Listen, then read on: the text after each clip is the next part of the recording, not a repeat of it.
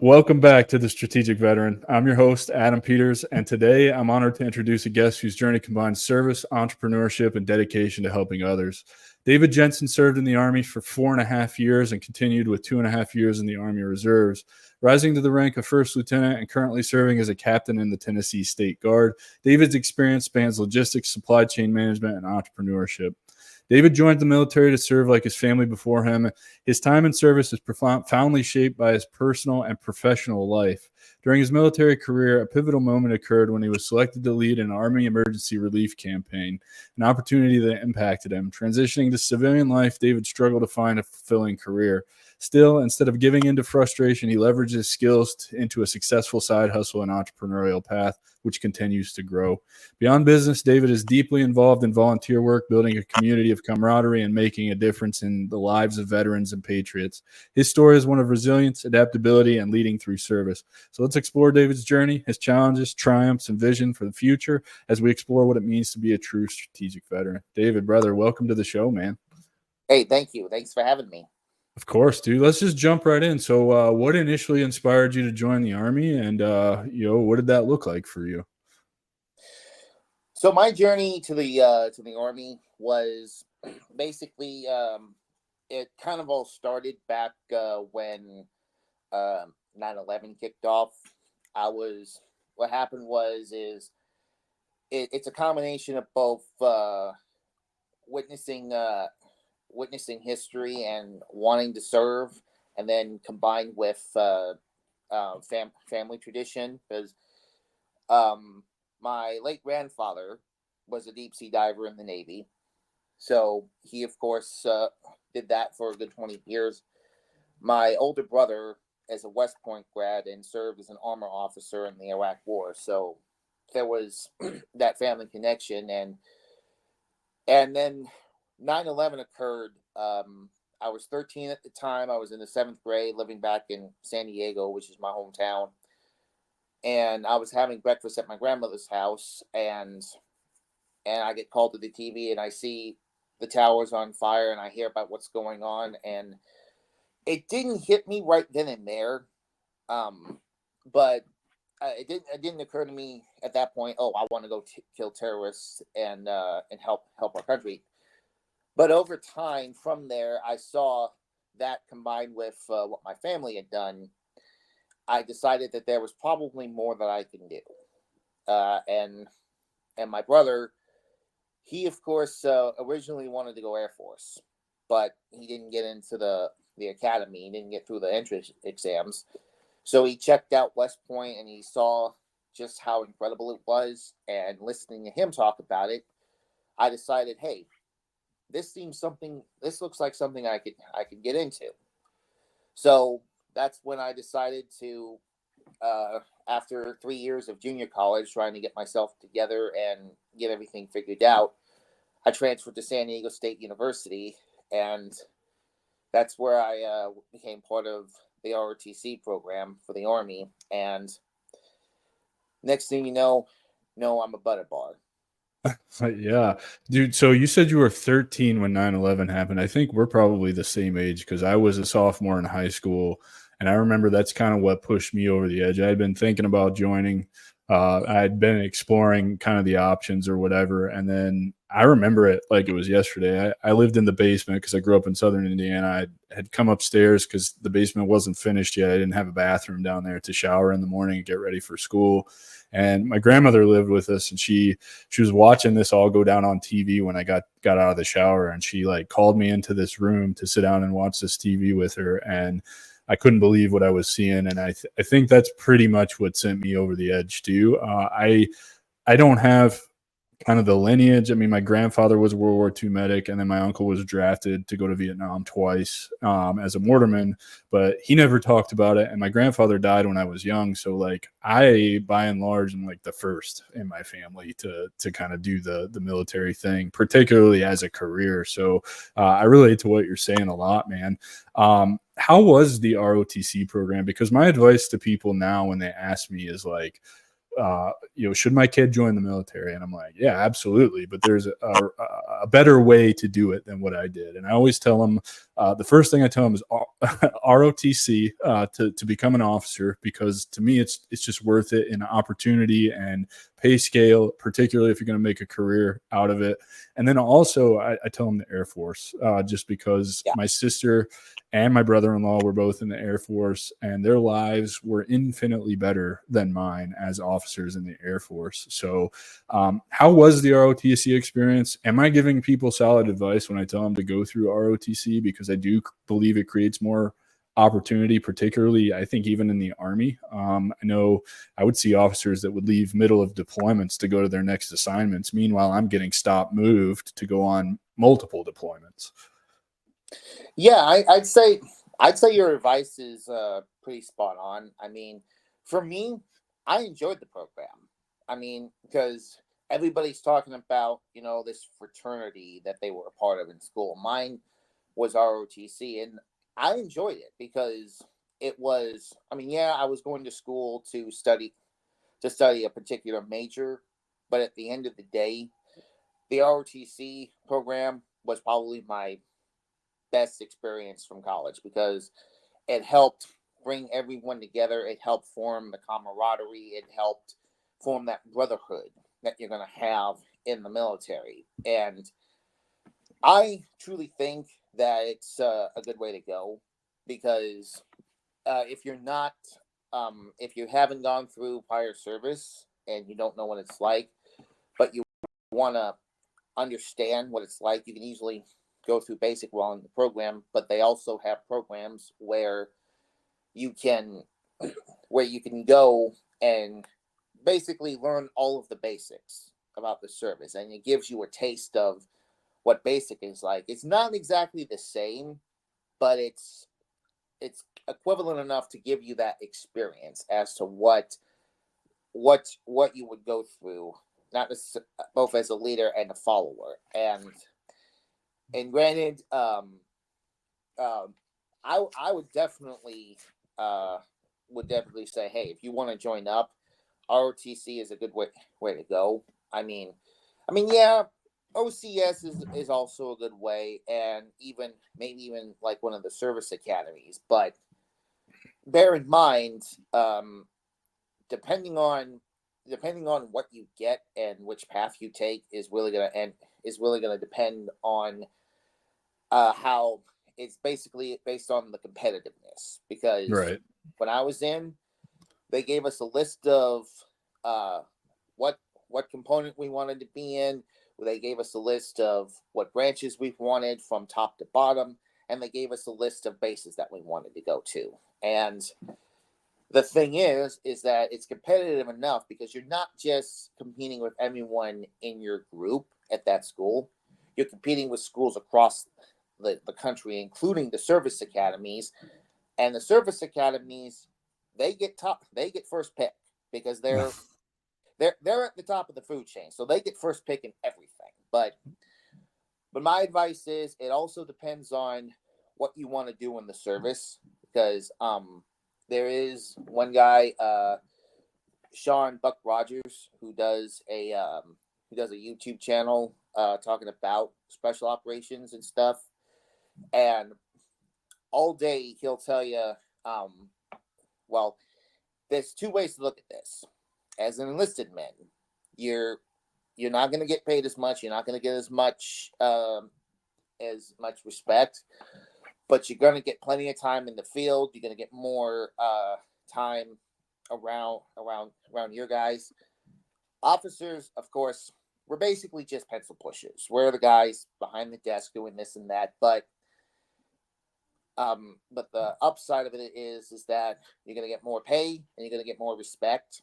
So yeah, going officer is a good way to go, because it's a better quality of life. You're going to get more out of it. But if I was going to tell my kids who wanted to join, I mean, just like you, get your degree and go office and go Air Force. Yeah, right. Because it's all about quality of life. And Yeah. the Air Force is all about quality of life. Yeah, it's ridiculous. So you finished the ROTC program. What did your branch end up being? So my first picks were originally quartermaster and Fort Bragg.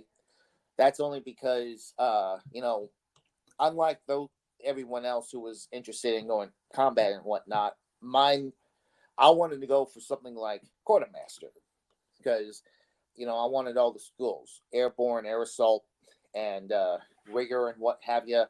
I wanted to do all the cool stuff. But in the end, I ended up with active, which is what I was going for. And I ended up with both my second choices, which was transportation as my branch and Fort Campbell, which was my second choice. And transportation, you're not getting any of those cool schools, are you? Not necessarily. I mean, there are some schools that you could be able to get later on based on where you're going and whatnot. But I fulfilled getting air assault. But then again, that's because you went to Campbell.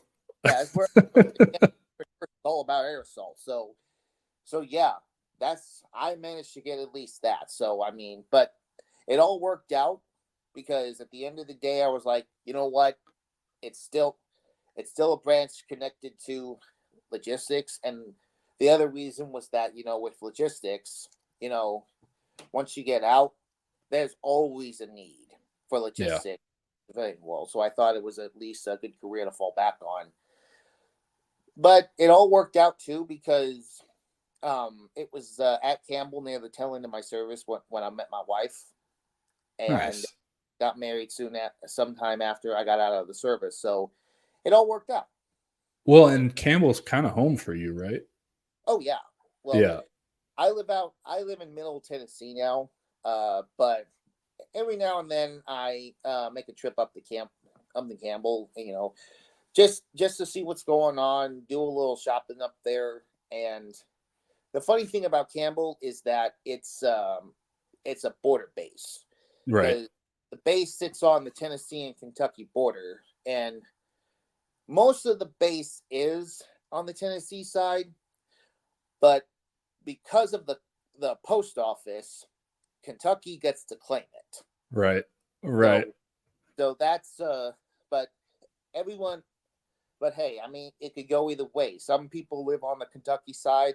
I lived on the Tennessee side in Clarksville. So yeah, Clarksville is a gorgeous area, and if I'm not mistaken, it's Hopkinsville. That's the Kentucky side, right? Oak Grove, Hopkinsville. Yeah, Hopkinsville is where my grandmother was born, and of course, I grew up in southern Indiana, so not too far from Campbell. I think it's like a 2-hour drive for my hometown to Campbell. So I was always trying to get there until I served. The Rakasans replaced us on my first deployment, and I saw how shitty their leadership was and how many people they got killed. So I stopped trying to get to Campbell after that as an infantry guy. But so in your career, you mentioned one of the pivotal moments that's really shaped everything that you're doing today was being chosen to lead an AER campaign. So let's talk about that for a minute. For those who don't know, AER is Army Emergency Relief, and I'm sure David here is going to explain a whole lot more about how AER works and what leading a campaign looks like. But it's a really cool program that I myself had to take advantage of at one point while I was in the Army, trying to get home for some emergency leave for the death in the family or some stuff like that. But talk about what that campaign was, why you were chosen to lead it, and kind of why it was so pivotal for you and how it shaped what you're doing now. So as you said, AER is Army Emergency Relief. They are basically in charge of financial assistance for soldiers who don't have all the finances to help out. And of course, as we all know, enlisted men don't get paid nearly as much as what the officers get paid. So, yeah, not even close. Because my check when I was a private in 2003 was $800 a month. That was it. Yeah. And as you know, as as an enlisted guy, or even as an officer, there's a lot of stuff you're going to do. You're going to buy a house, you're going to buy a car, you're going to buy stuff that you special gaming systems that you want here and there. And at the same time, you're also trying to take care of your family, but you don't have all the necessary money to help you.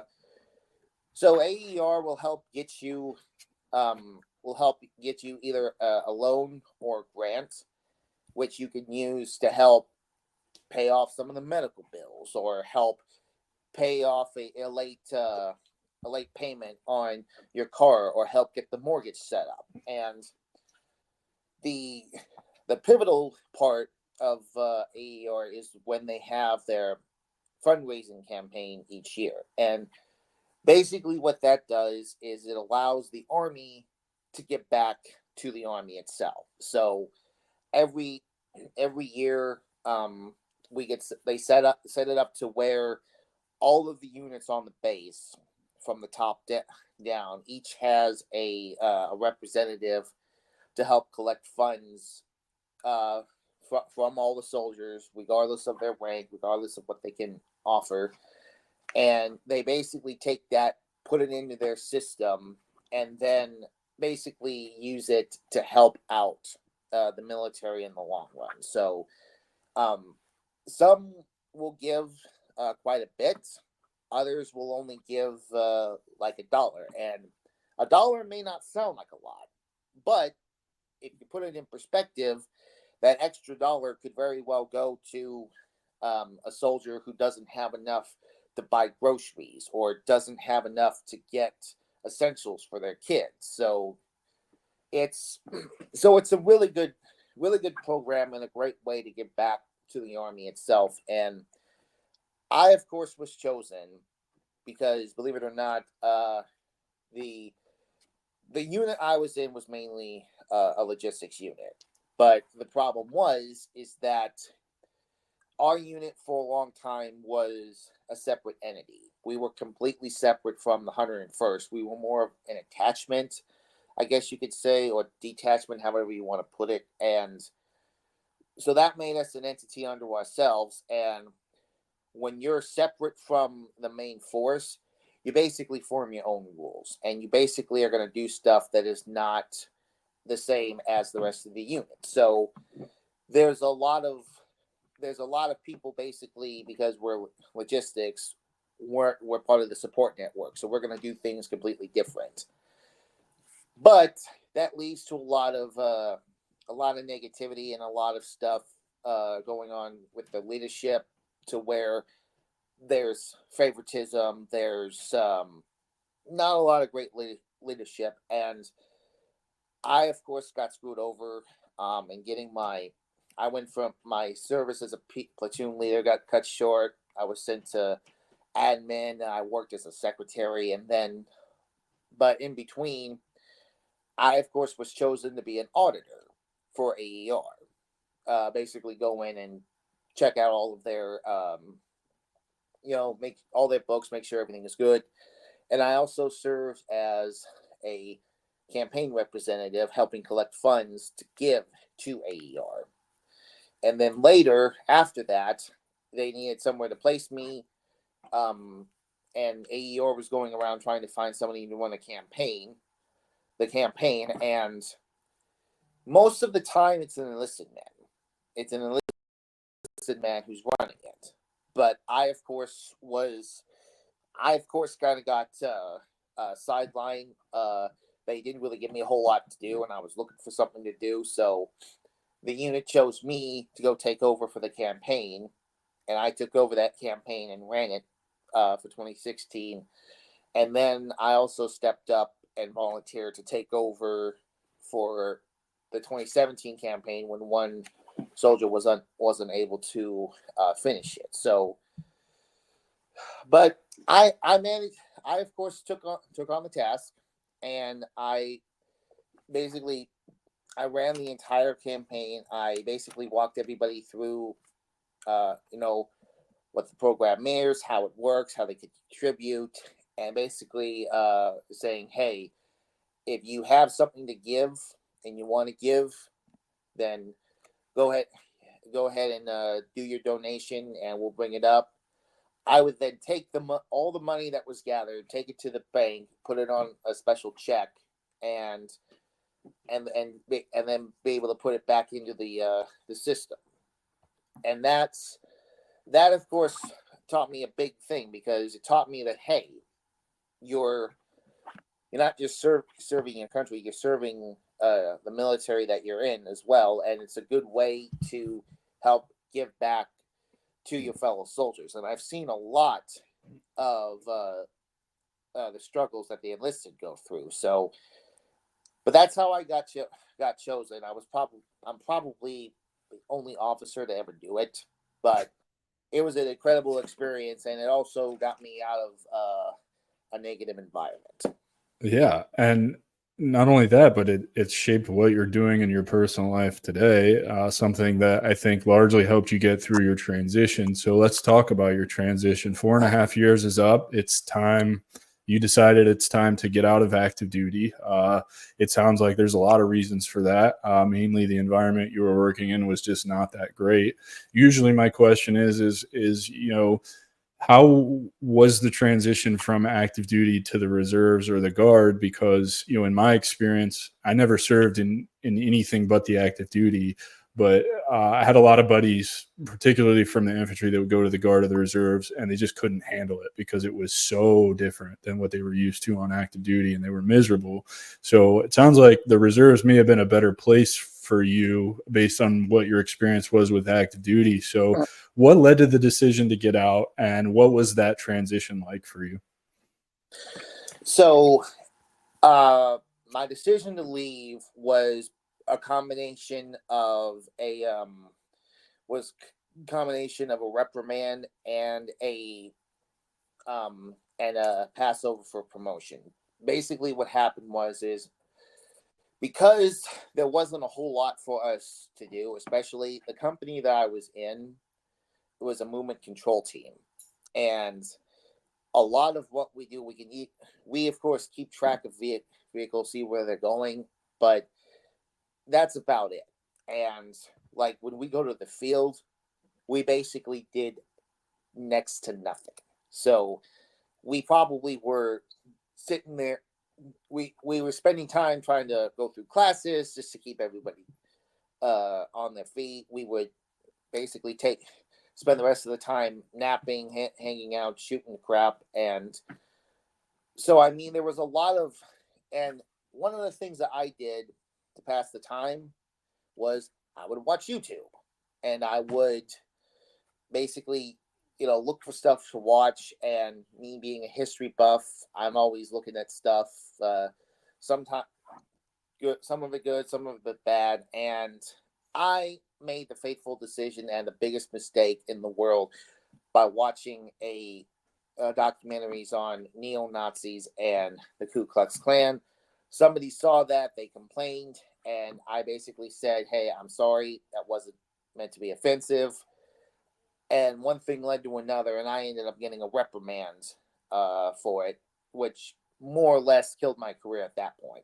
But so because you're interested in history, what you chose to watch in the field instead of, on your personal time, you ended up with a letter of reprimand for that? Yeah, because people heard me say certain things or do certain things that they, of course, thought was inappropriate. They took it out of context. They didn't mind their own fucking business. Yeah, they took it out of context. They didn't know what was really going on. And I talked to some of them about it, and they said, hey, we're not offended by it. I mean, yeah, you're different. You watch a lot of crazy crap, but you're not a racist. You're not that kind of guy. But everything got taken out of context. And before that, I had gotten passed over for promotion once already. But once I got the reprimand, that was it. That was it. I didn't know it at the time, but I later found out that once you get a reprimand, you're basically done for. So that combined with being passed over a second time, basically meant, okay, well, I've been passed over. I've also got a reprimand. So I'm basically going to be getting out.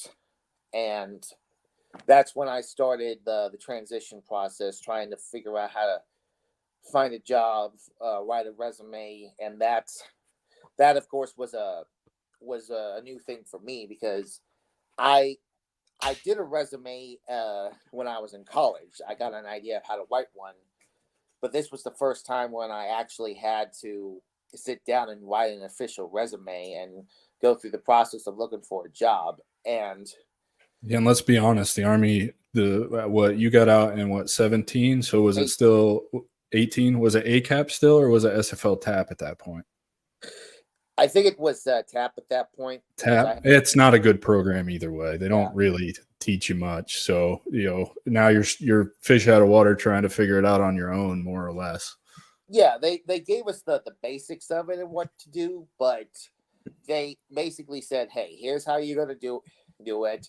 This is the resources that you got, and basically go figure it out. So I started looking around. I was looking at law enforcement. I was looking at logistics jobs and whatnot. And I finally found something through the Texas Veterans Commission, because at that point I was ready to move out and start fresh somewhere else.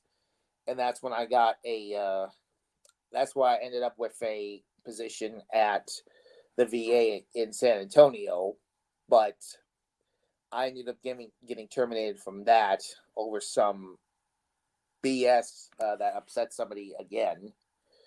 And ever since then, I've probably had like 8 or 9 jobs ever since leaving the service.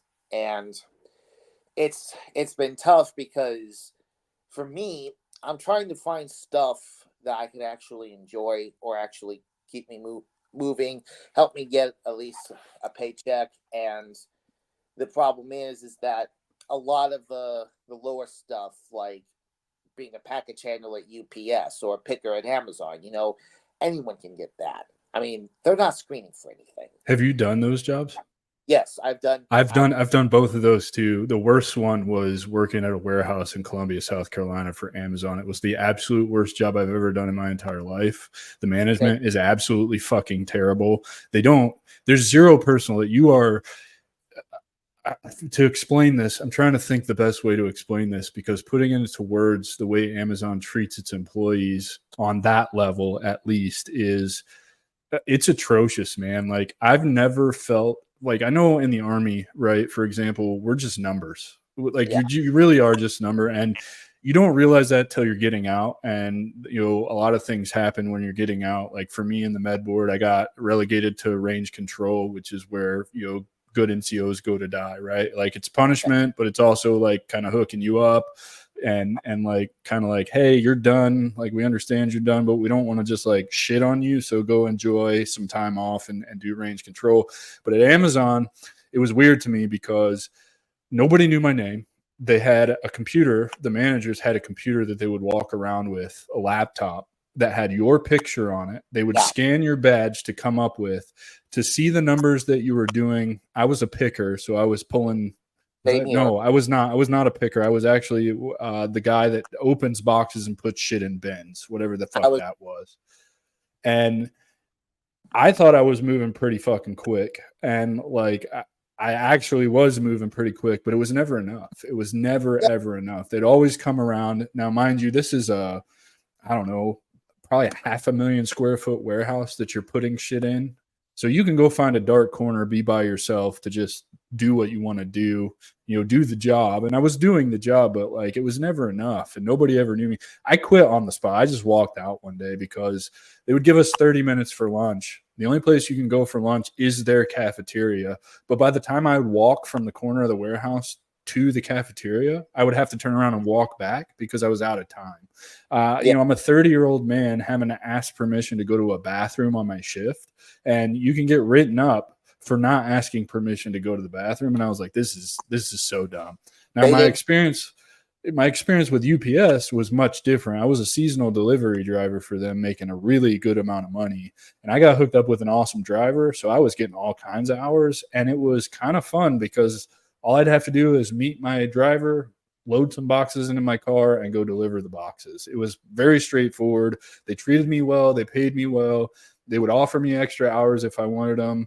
They would very communicative, like, hey, we don't have any extra for you today. You can go meet with this driver over here if you want to get some hours. So I just think it's interesting because I've had a lot of jobs too. And those two that you just mentioned, I've done both of them and they were awful. Well, UPS wasn't so bad, but Amazon was terrible.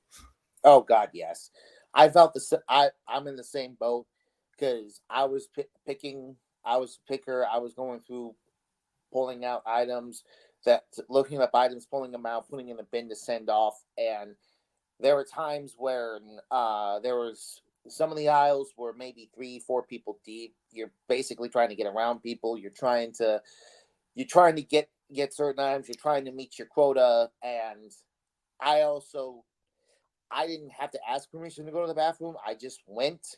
But at the same time, people were saying, "Oh, you're taking too many bathroom breaks. You're taking too long." And it got to the point where they almost fired me because I wasn't meeting the quota. And then I mentioned that I've got ADHD, and I'm like, well, wait a minute. Well, wait, you might have a savior there because if you have a disability, you can go and get something written up saying that, hey, this is what's going on with your disability, and we can accommodate you. So I go to the VA, get something written up, bring it back to them, and they say, this doesn't sound. You're going to need to be more specific, like how many breaks or what you have to do. So I go back to the VA second time. They write it up again, even more specific. I bring it back to Amazon, and they're like, still not specific enough. Yeah. And we told the VA, and they're like, no, we have been as specific as we can. We are not doing another one. And because I had wasn't meeting the quota as much or wasn't doing as well as they said it would stay on your record for a while and it would affect you. And that right there basically led me to have a panic attack in the middle of the fucking warehouse. And after that, I basically was like, that's it. I'm done. Yeah. I walked in and said, hey, I'm resigning. And I resigned on the app, clocked out, and walked out of there. And I didn't get about 18 months later or so, I get on with UPS, or 6 months after that, I get on with UPS, and UPS was good to me. I mean, decent hours, decent pay, but management was getting on my case because they would tell us one thing, and we would have to, like, they tell us we got to keep the line moving, and boxes would pile up. So we keep the line moving. We don't turn it off. And said, well, we got to get this under control. Well, one day I stopped the line to get everything fixed up or back on track. And then they come up and said, dude, use common sense here. And then they took over from me and they just started doing it themselves rather than let me handle it and figure it out. That threw me into panic mode, and I made the fateful decision to drive home after that while still on edge, which led me into a car accident. And after that, I was like, you know what? I'm done. I can't do this anymore. So the other problem that I ran into was stuff like UPS and Amazon, you can get hired on immediately. Yeah. Whereas I use stuff like Lucas Group or Bradley Morris to try and find a job. And the problem that I ran into was it took me a while to figure this out, but what they're looking for nowadays is not so much your education, but they're looking for experience. They want to see that you have enough experience to do the job. And I unfortunately I of course have been in and out of jobs for God knows how long. I didn't have all the experience. I even tried going through the Warriors for Wireless program to become a tower technician, and that of course they only give you the bare minimum, and then you get hired on by a company to get training through them, and you basically go from there. But the other problem with that was that I of course got through the program, right when Corona kicked off. Oh, So, great. yeah. So I, of course, didn't get as much time. I was working with people who have done this before. They kind of rushed me into the field without giving me the proper training or time to acclimate and whatnot, and it didn't pan out the way I wanted to, and it really threw me for a loop because, like, for me, the military is the only thing that I knew. That was what I wanted to do with my life. And it threw me for a loop because I'm here trying to find a job, and the civilian world is nothing like what it is in the military. And as with the reserves, instead of me going to them, they actually reached out to me. They actually contacted me and said, "Hey, would you like to come back in?" And I'm like, "Yeah, I'd love to." The only problem is that when I got in, I was trying to find a logistics group, and they stick me in a training unit. And for that, every drill, we'd come in, we'd sit in a classroom, we go through different training, and then we go do admin work here and there. And that was the group I was with for all of the pandemic. And I then tried transitioning to another unit because if I wanted to get promoted, I had to go and do stuff that was more or less along the lines of my MOS, which was transportation. Right. So I go to a new unit, and the AGR guy there said, "Hey, I just might have a spot for you here, or I could easily place you." I get down there for my very first drill, and they're like, "Sorry, but we don't really have anything for you." Like the unit was flooded with second lieutenants or lieutenants who haven't even gone through their training yet. So I mean, it's like seriously, get all the way down there. They tell me they don't have anything for me, and then I try to go through and do my PT test, and I end up failing that, and they're like, "You're gonna have to do some hard thinking, and unfortunately, we don't have anything for you. So until you can get yourself together, it's probably best you go back to IRR." Jesus. So at Yeah. what point did you start your side hustle and see entrepreneurship as the path forward?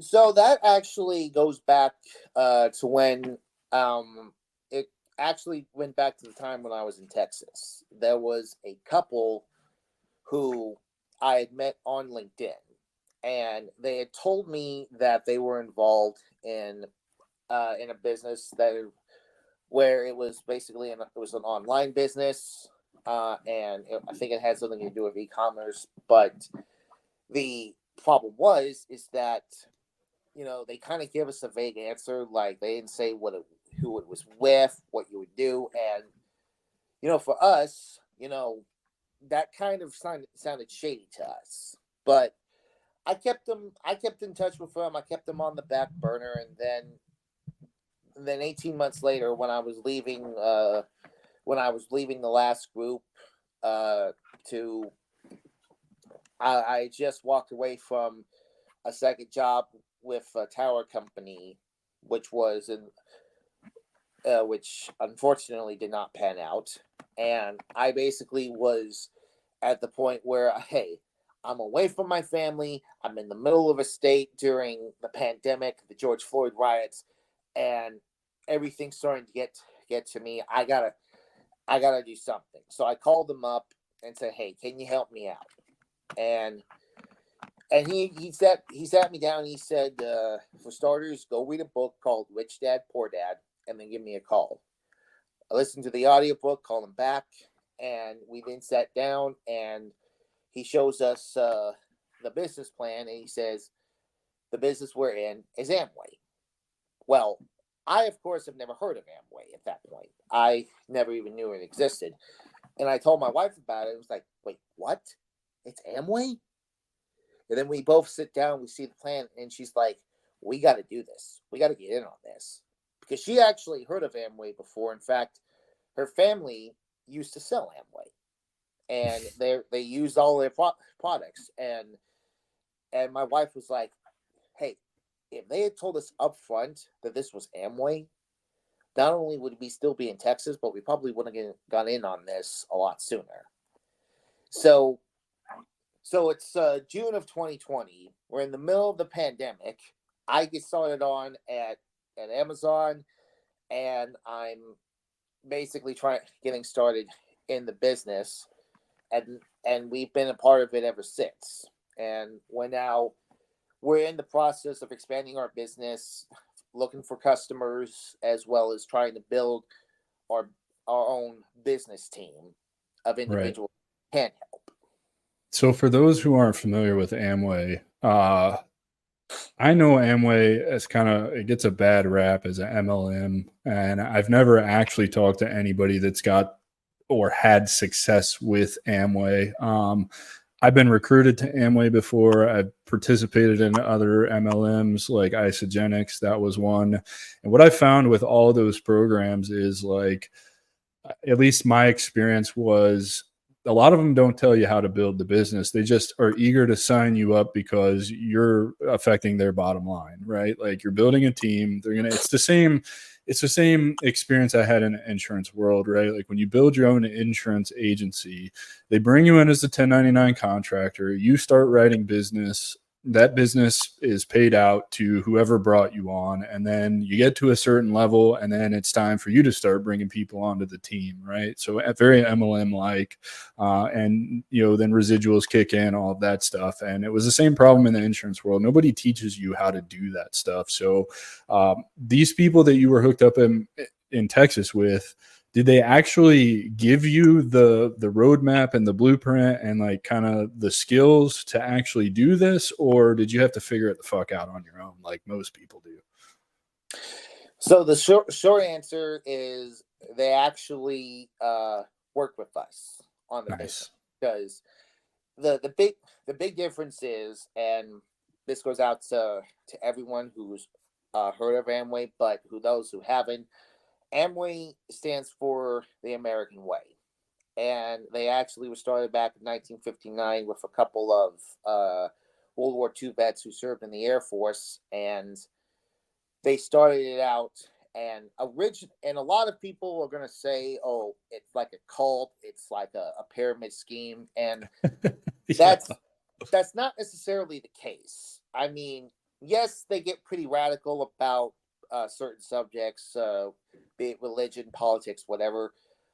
But here's the thing: Amway they do use like a pyramid business model, but it's not a pyramid scheme in that, where they're not trying to recruit anybody.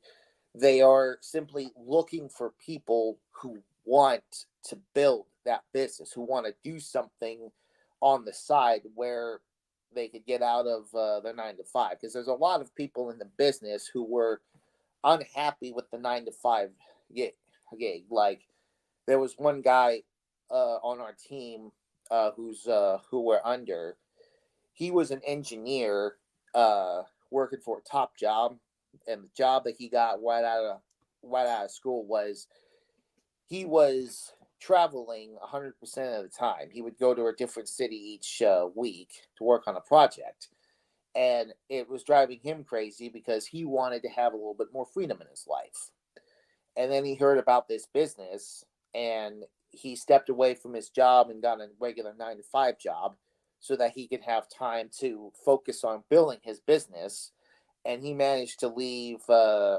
He managed to get out of the rat race in the year that I got out of the Army. So the thing is that with Amway, it's different in that they actually have products that you could put your hands on, products that you could actually see and use.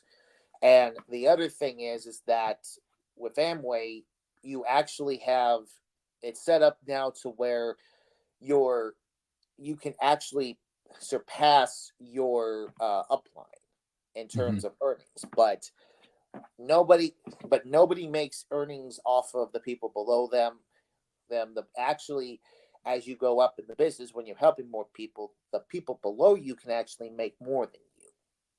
So let's talk about how this works then. What were the first steps for you? Because my experience with any kind of pyramid slash MLM, kind of those organizations that get that rap, is the first thing. Same with the insurance. Sell to your friends and family first. Your warm market, right? Like Yeah. now, all of us know that's incredibly challenging. I personally think in sales, you're better off starting cold calling than you are trying to sell to your warm market. It's there's a barrier there.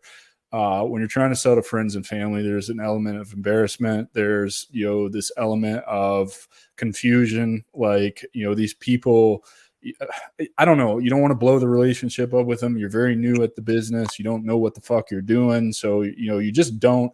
I don't think it's good advice to sell to your warm market.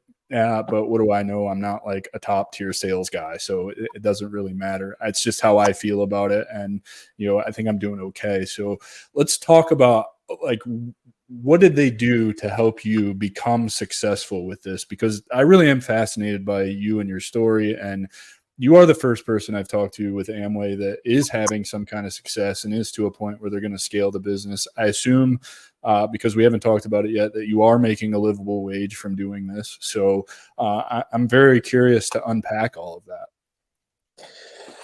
All right. So for starters, we've been at the business for 4 years, or going on 4.5 years soon. But the thing is that we're not as successful yet as everyone else is, because we've been in the business for 4 years now, and we have a few customers who we're selling to, but we're still working on building a team of our own. And basically, as we tell everyone else, this is not a get rich quick scheme. This is not something that's going to make you a millionaire overnight. In order to run a business like this, it takes time, patience, and you have to put in the effort in order to build it on the side. So just like, because we tell everyone, this is like something to where, like, with it being a side hustle, you basically, in your free time, you build it the best way that you can. And a lot of times we tell people, just keep it simple. Do what you're comfortable with doing. And like, sure enough, there's people in this business who will tell you, hey, when we got started, we were terrible at this thing. It took us a long time to finally, like, one guy only set like a small goal to go like a certain percentage of volume that he's getting. And he kept doing that. And sooner or later, he started building more revenue. He started talking to more people, and now he's one of the top guys in the business. And the thing about Amway is that the executives at the top who started this thing, they do all the heavy lifting. So like product testing, product development, insurances, liabilities, and stuff like that. That's all handled by the people at the top. So they do all the heavy lifting, and you basically are given a website to where people can go and view your products and see what you're doing. And that website is what you run, and you basically start building the business from there. So it's up to you to do the marketing and drive traffic to the website, but they're providing you the platform to do it. Yeah, they give you they give you the products, they give you all the resources, but it's different now because with being an Amway, you need that kind of help to actually get the word out. So one of the individuals who's in the business, he started a group called LTD, which is Leadership Team Development. And that gives you access to all their resources, audios, books, conferences we go to, and everyone there talks about their experience, and they talk about how you can grow personally and professionally and develop your skills. So if you're not great at selling yourself or selling a product or trying to get people interested in that. That's the other thing. We don't hire anyone. We don't recruit anyone. We're not trying to get people to join. What we're looking for is we're looking for entrepreneurs who want, or like-minded individuals who want to build something for themselves, who want to get that camaraderie, who want to be able to get around that team of individuals who think exactly like them. And LTD is basically going to help you with everything. So they'll tell you about their experiences to where they started out bad, but then they got more comfortable in talking to people about products, trying to determine what their needs are, seeing how they can help them in their everyday life. And they're also looking for people who, they go out and they talk to everybody and say, hey, are you looking for ways to make some extra money, or do you want to be entrepreneurial and work with like-minded people? And people like that are the ones that we're going for. So if you're serious about wanting to build something for yourself that you could pass on to your family, and me and my wife, we've been doing this together. That's the neat thing, is that we're working on this together as husband and wife, and we're going to pass it on to our kids in the long run, or at least we hope we will. But the other big thing for me, one guy on the team was told by their mom, I want you to do it because these are some of the finest people you will ever meet. And whether you make a dime or not, you need to be around these people, because how they think and how they do stuff is going to change your mindset completely. And it's helped me grow both personally and professionally, because I'm not the same person that I was when I started this business. Yeah, it's awesome, man, because there's a lot of grinding that has to happen in order for you to get any kind of traction with that. And joining LTD and being a part of that, it reminds me of the exact reason I created the Stronghold, right? A community for veterans to transition better and learn about entrepreneurship, get help with their businesses. It's a community of like-minded people who are on the same path as you, who are going to have answers and experiences that you don't have yet. And that's super important. And I like that you said, even something like Amway is not a get-rich-quick scheme. There's a lot of grinding and hard work that has to go into it, just like anything else. People who get rich overnight, those are outliers. That's not the common thing. My advice is always to people, when you set out on an endeavor to build something that's your own, 2 to 5 years. 2 to 5 years is what it's going to take. 2 on the slow side, 5 years on the long side, right? And could be sooner, could be longer, but I'm coming up on a year. I do have revenue, but it's not a livable wage yet. But I'm still kind of blown away by what I was able to accomplish in a year, which makes me wonder, by the time I hit 2 years and then 5 years, where am I actually going to be at? And that's the cool part. And I think something that, at least for me in the business world, that I get to latch onto that kind of continues to give me motivation is like, yeah, the first 6 or 8 months was a fucking grind with nothing to show for it, just throwing money at the damn thing.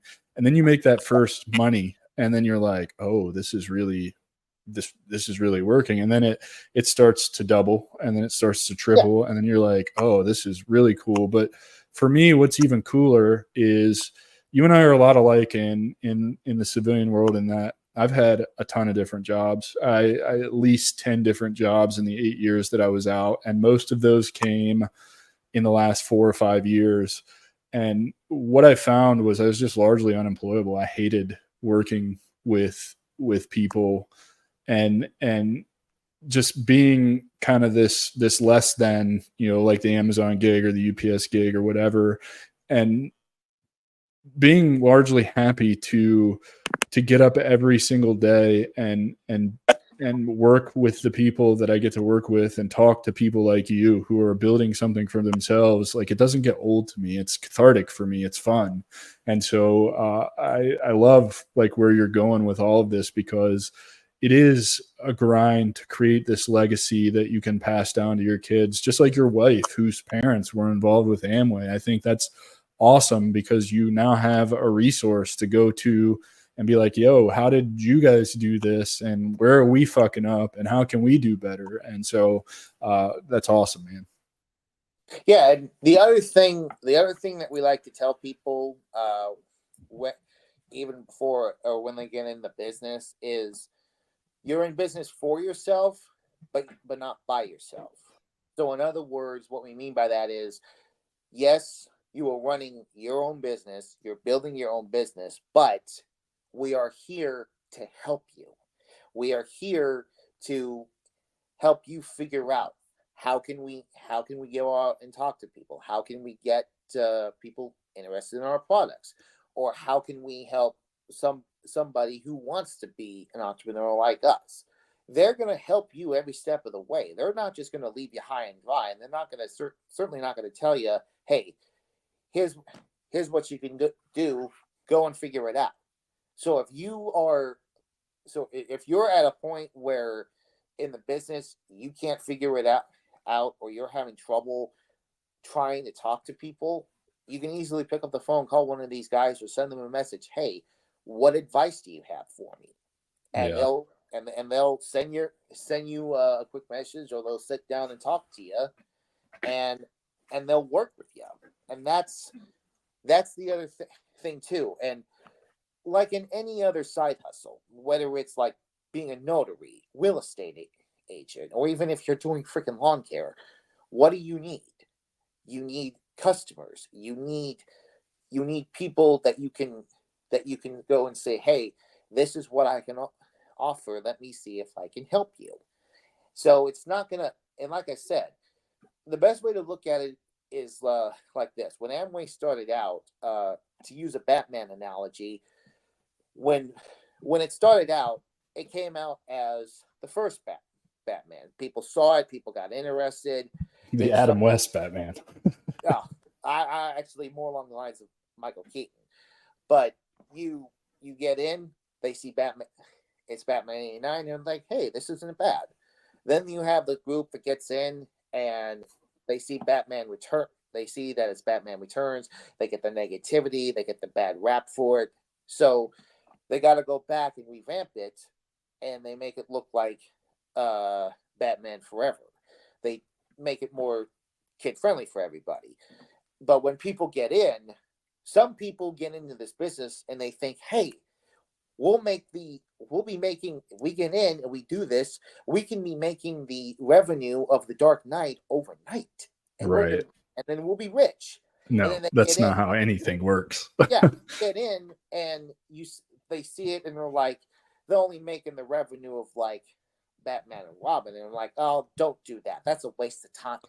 You're not going to make any money. But bear in mind that Batman, the character from the comics to where we are now, it took time to get there. It took time for Batman to develop and for people to put their own spin on it. So yeah, you may start at the bottom, which is Batman and Robin, but you get through all the negativity, you get through all the bad stuff, you put in the time and the effort, and soon you'll be showing, hey, this is my version of the franchise. Yeah. So it's not, so just like you said, it's not going to happen overnight. Just like how Rome wasn't built in a day, your business is not going to grow overnight. I mean, you can't expect to go out the next day, look for a bunch of people and say, hey, you want to get in on this business with me? Or, hey, here's some products, try them out, and then buy some from me. No. You got to put, like I said, time, patience, and effort that you got to put in. And that's what we've been doing for the last 4 years. And yes, we're not far along as we were hoping for. But at the end of the day, I'm doing this because, I'm not doing it to be famous. I'm not even doing this to get rich. rich. I mean, yeah, I'm going to make money in it, but it's all about trying to help people and like in this case, help my fellow vets. Because I know there's plenty of guys, even in the National Guard, who are finding it hard to hold down steady work. Like the National Guard Special Forces guys, they're basically biting the bullet here because they're gone so much, doing so much stuff. It's hard for them to hold down employment, and they're left and right. But I'm hoping to help everyone. But my ultimate goal is I want to help give back to the military and help give back to our vets and help get them to where, hey, if you want to build something for yourself, you want to get out of the 9-to-5 grind, you want to live life on your terms, let me help you. Let me show you what I got. And if it's not your cup of tea, no hard feelings. I love it, man. Dude, tell everybody how they can find you on social media, where they can find out more information about what you got going on with Amway, and how they can reach out if they are interested in starting this for themselves. So for anyone who wants to get in on it, you can find me on LinkedIn. That's where I'm looking. That's where I do a lot of my people searching. If you want, I'm always on LinkedIn looking for people who I can help with. You can find me on Facebook, which is where we have we also have our Amway page. And for those who if you want to see what our business is or what it has to offer, you can go to our website. The website is www.amway.com/myshop/Jensen. And they can go to that website. They can easily check out the products, see what we have to offer. And anyone who would love to get in on the business, hit me up on social media. You can even give me a call. My phone number is 619-994-5534.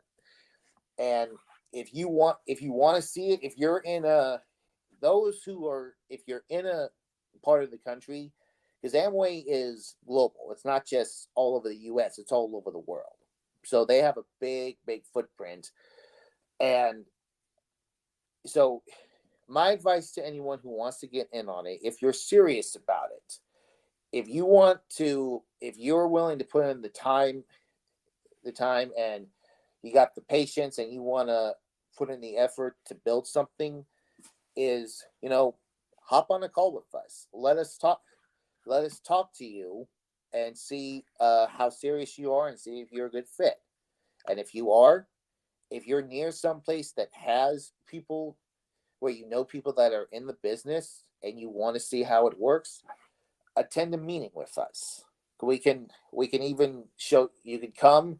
We can even hop on a Zoom call. We can show you the business plan. We can show you how it works. And we'll even say, hey, and then you could then come to us and say, hey, this is something that I want to get in on. Or you'll basically say, hey, not my cup of tea, but I'll keep you in mind later on. And that's all we're doing. I'm not looking for people who feel like they have to do this. I'm looking for people who want to do this. Because when I got in, I was thinking that, make some extra money, make a little money because I need it. But when I started learning more about what this business was all about and learning about how it can help others, that's what got me going. It's the thing that could set you free. Yes. So if anyone is serious about the business, you can find me on LinkedIn, find me on Facebook. I can talk to anybody. And if you want to be able to do something with your life to where you can give back to others, come find us, give us a shout. We're more than happy to help you. Awesome, brother. Ladies and gentlemen, I give to you Mr. David Jensen. David, thank you so much for your time today. Please don't forget to like, rate, review, subscribe, download this episode, share it with everybody. Help me accomplish the goal of getting this in front of 1 million veterans by the time I turn 40 on May 9th, 2025. Lofty goal, but we can do it as a veteran community. Again, David, thank you so much for your time today and all this valuable information. I can't wait to put this out to the audience, and really just appreciate you, man. Until next week, we'll see you guys next week. Later. Thank you for having me.